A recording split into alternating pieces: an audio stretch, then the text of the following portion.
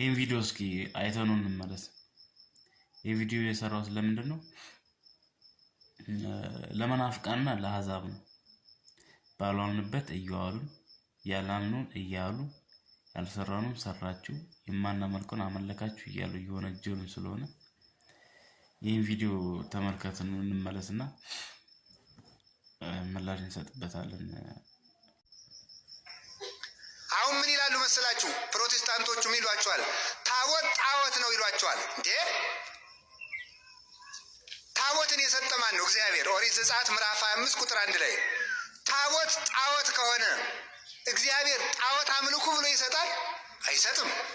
እግዚአብሔር ጣዖትን ይጠላል እንጂ አማልክቲሆሙ ለአሕዛብ ተመልከቱ ግብረ ደጓ ለማየው አማልክቲሆሙ ለአሕዛብ አጋንንት እሙንቱ ተብሎ የተጻፈው አይን ቦሙ ይሪዩ እዝን ቦሙ ይሰሙ ተብሎ እግር ቦሙ ያጉሩ ተብሎ ጣዖታትን ዘልፏቸዋል። እግዚአብሔር ለተቀረጸ ምስል አትስገዱ ያለ እግዚአብሔር ነው።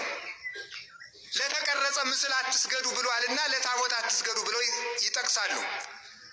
ለተቀረጸ ምስል አትስገዱ ያለ የእግዚአብሔር ስም ለማይጠራበት፣ እግዚአብሔር ለማይከበርበት፣ እግዚአብሔር ለማይመለክበት፣ እግዚአብሔር ለማይመሰገንበት ከጣዖት ቤት ለቆመ ምስል ነው።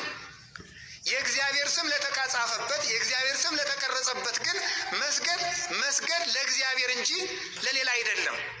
አሁንም ቢሆን የምታስተውሉት ታቦት አናመልክም። ኢትዮጵያ 44 ታቦት ብቻ አይደለም ያሏት፣ ብዙ ሚሊዮን ታቦት ሊኖራት ይችላል። ያንን ሚሊዮን ታቦት ግን አታመልክም። የምታመልከው እግዚአብሔርን ነው። ስለዚህ ይሄ ታቦት የምስክር ታቦት ነው እንጂ የአምልኮ ታቦት ወይም የምናመልከው ታቦት አይደለም። የምስክር ታቦት ማለት ነው? እግዚአብሔር ከኛ ጋር መሆኑን በዚህ ታቦት ይገልጣል። እኛ እግዚአብሔርን መውደዳችንን በዚህ ታቦት እንገልጣለን። እግዚአብሔር በዚህ ይገለጣል። በስርየት መክደኛው ላይ ሁኜ እኔ እገለጥልሃለሁ ያለ እግዚአብሔር ነው።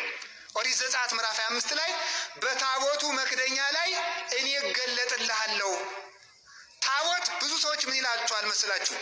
ታቦት የእግዚአብሔርን ክብር ይጋርዳል።